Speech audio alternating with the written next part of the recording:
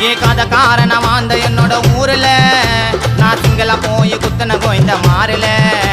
என் பேரை கேட்டாலரு வணங்க சித்தில கோயந்தன ஓட விட்டு முட்டுன்னு வச்ச முட்டில ஐயோ வாப்பா உன் கட்டியை எடுத்து வீசி நான் உனக்கு மேல பார்த்துட்டேன்டா எவ்வளவு பெரிய கேசு ஐயோ வாப்பா